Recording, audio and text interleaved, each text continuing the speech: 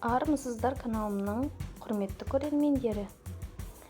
Сіздерге бүгін жалпы күнделікті қолданылатын ас мәзіріне қолданылатын тұз жайлы айтқым келеді.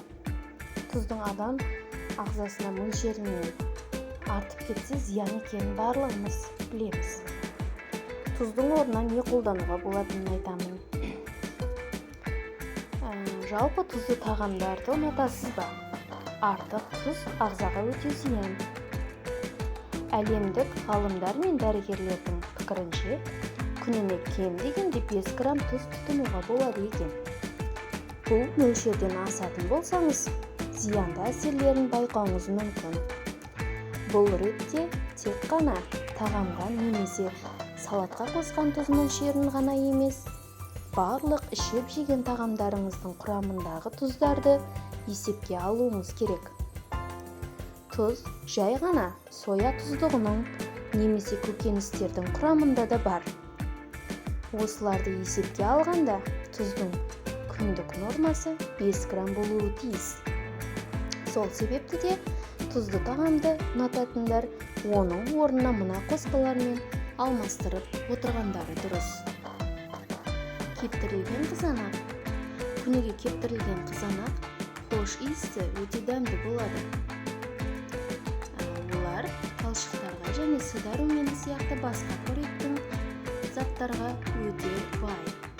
Кептірілген қызанақты турап, оларды салаттарға тартылған етке, құймақ қамырына, жеңіл тағамдарға дәмдеуіш ретінде қоссаңыз болады. Сонымен бірге бутербродтарды немесе гамбургерлерді жинау үшін қолдансаңыз да болады. Карри ұнтағы. Карри ұнтағы тағамға ерекше дәм береді. Дәмдеуіштің ашық сары түсті және жағымды дәмі бар. Ол дәмді тағамдарға өте ыңғайлы. Карри ұнтағы әдетте тұзсыз, бірақ сенімді болу үшін. Жапсырмадағы ингредиенттер тізімін оқыңыз. Лимон шырыны. Әсіресе гипертониямен ауыратын адамдарға пайдалы. Кейбір зерттеулер лимонның қан қысымын төмендетуге көмектесетінін көрсетеді. Лимон шырынының тұзды қажет ететін кез келген рецепте, соның ішінде сорпаларда ет және балық тағамдарына қолдануға болады. Ол үшін қызметтер алдында лимон шырынын балық пен тауыққа себіңіз.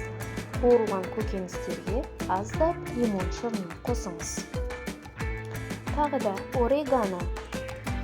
Орегано антиоксиданттарға бай болғандықтан ағзаның қабынуға қарсы тұруына көмектесетін қасиеті бар. Ореганоның дәмі көптеген тағамдармен тамаша үйлеседі. Үйдегі қызанақ соусына кептірілген орегано қосып көріңіз.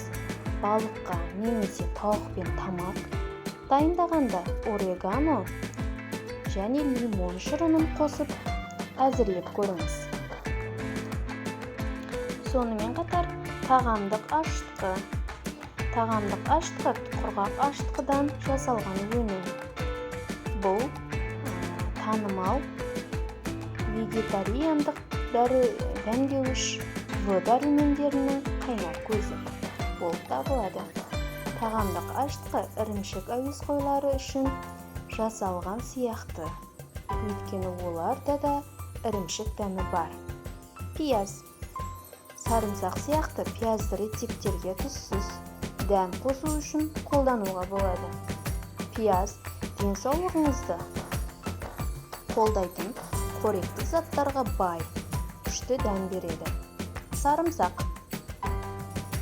Тұзға деген қажеттілігін азайту үшін дәмді рецептерде жаңа немесе кептірілген сарымсақты қолданып көріңіз. Сарымсақ антиоксиданттарға бай.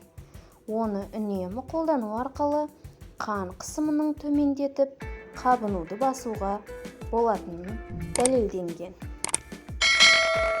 Құрметті достарым, жақсыларым, сіздермен кішкене бір пайдалы рецептіммен бөлістім. Тұзды жалпы адам ағзасына қажеттілігі, оның зияндығын айттым. Барлықтарыңыздың дендеріңіз сау болсын, ауырмаңыздар. Видеом пайдалы болса, лайк басып, пікір қалдырып, каналыма тіркелуді ұмытпаңыздар.